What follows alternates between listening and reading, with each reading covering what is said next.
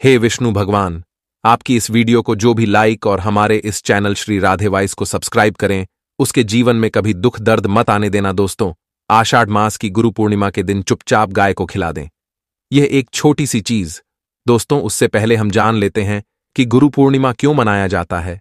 आषाढ़ पूर्णिमा को वेद व्यास जी का जन्म हुआ था, जिसे ही गुरु पूर्णिमा के नाम से मनाया जाता है।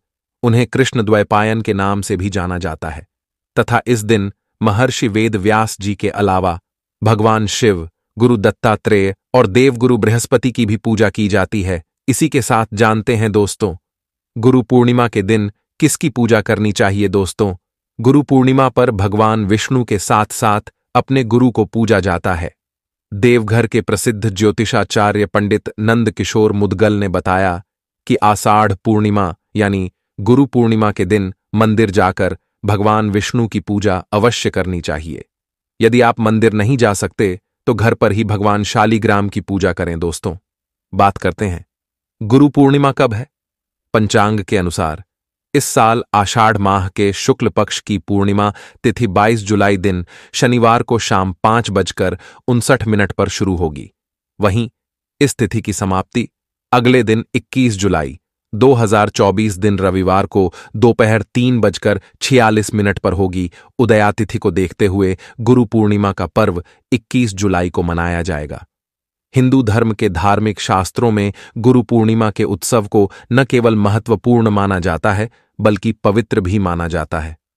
सदियों पुरानी संस्कृतियों में गुरु को जीवन का सबसे महत्वपूर्ण हिस्सा माना गया है और इसलिए समाज व इसकी निर्माण प्रक्रिया में गुरु एक अभिन्न अंग है।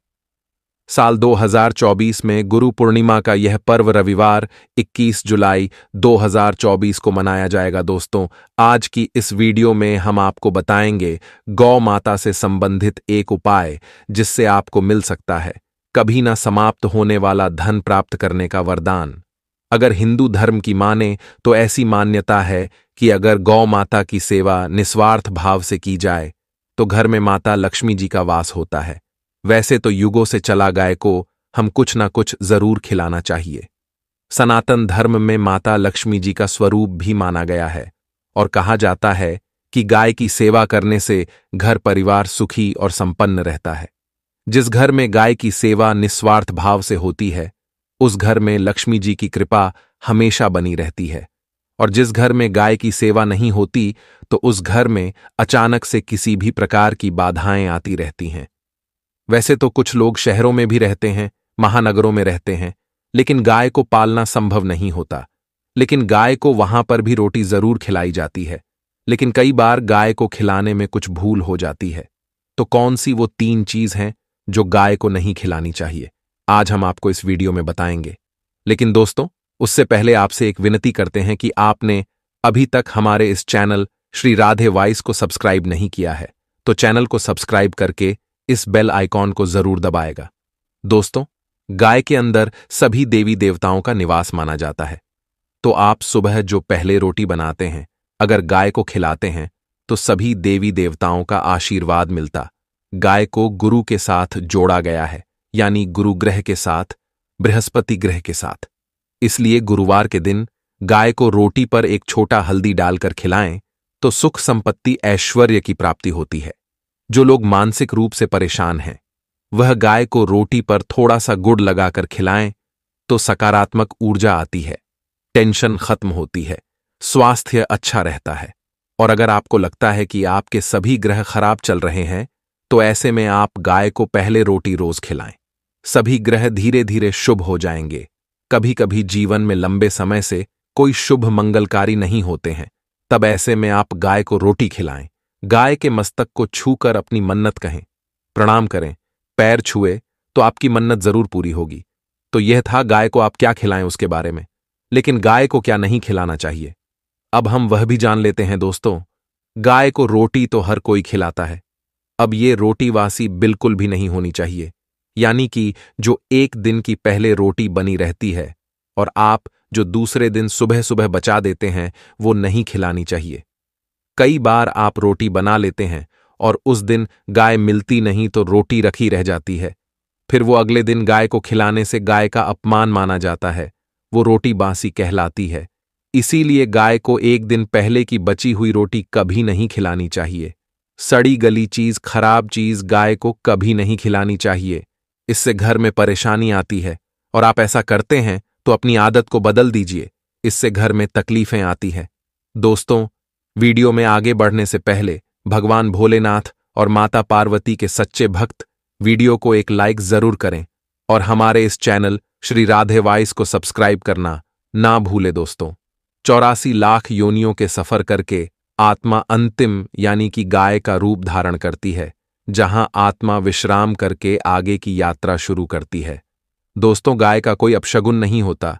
जिस जगह पर मकान बनाना हो तो वहां पर अगर आप 15 दिन के लिए गाय और बछड़ा बांध देते हैं तो वो जगह पवित्र हो जाती है। ऐसी जमीन से बहुत सारी नकारात्मक शक्तियों का नाश हो जाता है, क्योंकि गाय में सकारात्मक ऊर्जा का भंडार माना गया है। दोस्तों, गाय का मार्ग रोकना, अगर आप कहीं भी जा रहे हैं और गाय माता आपका मार्ग रोकती है तो यह बहुत ही शुभ माना जाता है। गाय और बछड़े का दर्शन एक साथ आपको हो जाए तो आपकी सफलता का प्रतीक माना जाता है। अगर आपके घर के आसपास गाय घूमती रहती है तो इसका मतलब है कि आपके घर से काफी सारी संकट अपने आप ही दूर होने वाले हैं और सुख समृद्धि पूर्वक जीवन आपको मिलने वाला है। गाय के समीप अगर आप जाते हैं तो कई संक्रमण जैसे सर्दी, जुकाम आदि आश्चर्यजनक रूप से अपने आप ही बिना दवाइयां के खत्म हो जाता है। अगर आपको गाय अचानक पूंछ मार देती है तो यह बहुत ही शुभ संकेत माना जाता है और काली चितकबरी गाय का ऐसा करना और भी ज्यादा शुभ माना गया है। दोस्तों, आज के समय में लोग गाय माता की पूजा करने के बजाय, उनका सही उपयोग करने के बजाय उनको काट कर मार कर खाना ज्यादा पसंद करते हैं। शायद यह सुनकर आपको बहुत बुरा लगे, लेकिन यह सच है। दोस्तों, देखिए, आप लोगों को ऐसा नहीं करना है। ऐसा करने वालों को नरक में भी जगह नहीं मिलती और गाय को रोटी देने से न केवल सुख समृद्धि की प्राप्ति होती है बल्कि बरकत होने लगती है। अगर आप गाय को पाल सके तो अच्छी बात है, लेकिन आज के मॉडल युग में जहां लोगों को शायद खुद के घर में रहने की जगह नहीं है, ऐसे में गाय को रखना थोड़ा कठिन और महंगा हो सकता है। ऐसे में आप गाय को रोटी तो दे ही सकते हैं। कम से कम रोटी देकर आप सुख समृद्धि को प्राप्त कर सकते हैं। आपके घर में बरकत होने लगती है। हमारे बुजुर्ग हमेशा कहते आए हैं कि गाय को रोटी खिलाना चाहिए, लेकिन समय के चलते गाय की सेवा हर कोई नहीं कर पाता। कम से कम रोटी तो आप खिला ही सकते हैं। अगर रोटी भी नहीं खिला सकते तो जैसे काफी सारे जो हमारे भाई बहन विदेश में रहते हैं तो उनको गाय नहीं मिलती। वह पूछते हैं कि हम कैसे गौ सेवा करें, तो आप ऐसा कर सकते हैं। आप गाय के नाम के पैसे निकालते जाना और फिर आप चाहे तो कभी इंडिया आए तो आप गौशाला में दान दे दें, या फिर आप चाहे तो वहीं पर किसी गरीब को गाय के नाम की रोटियां खिलाएं, या फिर किसी भी अनाथ आश्रम में चले जाना, किसी वृद्ध आश्रम में चले जाना, किसी भी दूसरे सफेद पशु को आप रोटी खिलाते हैं तो यह भी आपके लिए बहुत ही अच्छा होने वाला है। कम से कम रोटी जरूर खिलाएं। दोस्तों, हमारे देश में कई जगह देखा गया है और कई लोगों का प्रश्न आता है कि हम झूठी रोटी गाय को देते हैं, क्या यह सही है या गलत है? हम झूठ खाना, बचा हुआ खाना गाय को खिलाते हैं, यानी कि जो बच जाता है वह गाय के हवाले कर दिया जाता है। तो आपको बता दें, रामायण काल में गौ माता को एक श्राप मिला था। इस वजह से आज उनके साथ ऐसा हो रहा है। इस श्राप की वजह से गौ माता में देवी देवताओं का वास होने के बाद भी उनको झूठ खाना पड़ता है। दोस्तों, वीडियो में आगे बढ़ने से पहले भगवान भोलेनाथ और माता पार्वती के सच्चे भक्त वीडियो को एक लाइक जरूर करें और हमारे इस चैनल श्री राधे वॉइस को सब्सक्राइब करना ना भूलें। तो चलिए शुरू करते हैं। यहां तक कि गाय पॉलीथीन भी खा जाती है, हालांकि यह किसी भी लिहाजा से सही नहीं है। आपको बता दें, वाल्मीकि रामायण में सीता द्वारा पिंड दान देकर दशरथ की आत्मा को मोक्ष मिलने का संदर्भ आता है। जो लोग जानते होंगे वह जानते हैं कि वनवास के दौरान भगवान राम, लक्ष्मण और सीता माता पितृपक्ष के दौरान श्राद्ध करने के लिए गया धाम पहुंचे। वहां श्राद्ध कर्म करने के लिए राम और लक्ष्मण तो चले गए और सामग्री लेकर नहीं गए। पिंडदान का समय निकलता जा रहा था। सीता मां घबराने लगी। तभी दशरथ की आत्मा ने पिंडदान की मांग कर दी। अब गया जी के आगे फाल्गुनी पर अकेली सीता जी मुश्किल में पड़ गई। उन्होंने फाल्गुनी के साथ वट वृक्ष केतकी और गाय को साक्षी मानकर बालू का पिंड बनाया और स्वर्गीय राजा दशरथ अपने ससुर का नियमित पिंडदान कर दिया। थोड़ी देर में जब भगवान राम और लक्ष्मण जब लौटे तो उन्होंने कहा कि समय निकल जाने के कारण मैंने पिंडदान कर दिया। बिना सामग्री के पिंडदान कैसे हो सकता है? इसीलिए राम जी ने सीता मां से इसका प्रमाण मांगा। तब सीता माता कहा कि जो फाल्गुन नदी के रेत है, केतकी के फूल है, गाय और वटवृक्ष है, जो मेरे द्वारा किया गए श्राद्ध कर्म की गवाही दे सकते हैं। इतने में फाल्गुन नदी, गाय और केतकी के फूल, ये तीनों इसको मुकर गए और उन्होंने कहा, सीता माता झूठ बोल रही है पिताजी। दशरथ का ध्यान करते हुए उनसे ही गवाही देने की प्रार्थना करें। दशरथ जी ने सीता माता की प्रार्थना को स्वीकार करके घोषणा की थी और वक्त पर सीता ने मुझे पिंडदान कर दिया। इस पर राम आचार्य हुए, लेकिन तीनों गवाहों द्वारा झूठ बोलने पर सीता जी उनसे क्रोधित हो गई और उन्हें श्राप दिया और फाल्गुन नदी से कहा कि जहां तेरा नाम सिर्फ नदी रहेगा, लेकिन तुझमें पानी कभी नहीं रहेगा। इस कारण आप भी जानते होंगे। जो लोग जानते हैं, फाल्गुन नदी आज भी गया में सूखी ही रहती है। दोस्तों, गाय को श्राप दिया कि तू पूज्य होकर भी लोगों का झूठा खाना खाएगी, और केतकी के फूल को श्राप दिया कि तुझे पूजा में कभी नहीं चढ़ाया जाएगा। वट वृक्ष को सीता मां ने आशीर्वाद दिया कि उसे लंबी आयु की प्राप्ति होगी और दूसरों को छाया प्रदान करेगा, तथा पतिव्रता स्त्री तेरा स्मरण करके अपने पति की दीर्घायु की कामना करेगी। यही कारण है कि आज भी गाय को झूठा खाना पड़ता है, केतकी के फूल को पूजा से दूर रखा जाता है, फाल्गुन नदी के तट पर जल नहीं है, पानी के अभाव में सिर्फ बालू या रेत में पिंडदान किया जाता है। दोस्तों, शास्त्रों के मुताबिक गाय माता में सारे देवी देवता निवास करते हैं। 33 कोटि देवी देवता और पितृ का निवास होता है। दोस्तों, वीडियो में आगे बढ़ने से पहले भगवान भोलेनाथ और माता पार्वती के सच्चे भक्त वीडियो को एक लाइक जरूर करें और हमारे इस चैनल श्री राधे वॉइस को सब्सक्राइब करना ना भूलें। तो चलिए शुरू करते हैं। अगर आप किसी मंदिर में नहीं जा सकते, पूजा पाठ नहीं कर सकते, कहीं जाकर के ग्रह दोष का उपाय नहीं कर सकते, तो आपको गाय को एक रोटी जरूर खिलानी चाहिए।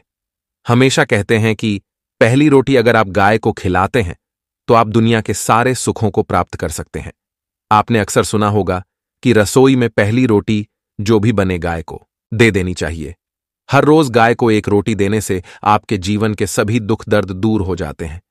खाना बनाते वक्त हमेशा पहले एक रोटी गाय के लिए निकाल दें। इसके बाद ही परिवार के सभी सदस्यों के लिए आपको रोटियां बनानी चाहिए। कोशिश करनी चाहिए कि गाय की उस रोटी में थोड़ा सा हल्दी मिला लेने से गाय को रोटी खिलाने का अपार फल प्राप्त होता है। दोस्तों, बात करते हैं गुरु पूर्णिमा के दिन कौन सा उपाय करना चाहिए। गुरु पूर्णिमा के दिन ही आषाढ़ पूर्णिमा का स्नान और दान किया जाएगा। उस दिन आप ब्रह्म मुहूर्त में सुबह 4:14 से 4:55 के बीच स्नान कर सकते हैं। जो इस समय स्नान न कर पाएं, वे सूर्योदय के बाद कर सकते हैं।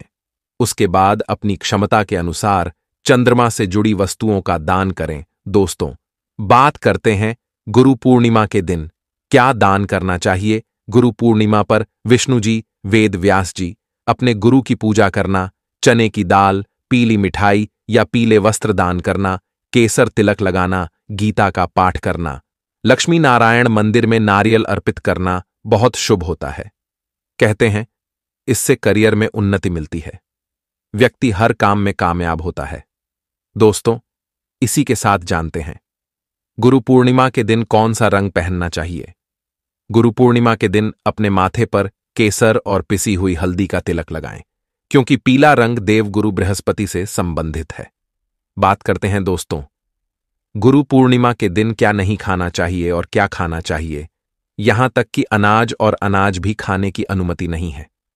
गुरु पूर्णिमा व्रत के दौरान नियमित नमक भी वर्जित है। पूरे दिन सात्विक आहार का पालन किया जाता है, जिसमें व्रत रखने वाले लोग फल और दही या दूध का सेवन कर सकते हैं। गुरु पूर्णिमा को वेद व्यास के जन्म दिवस के रूप में भी मनाया जाता है।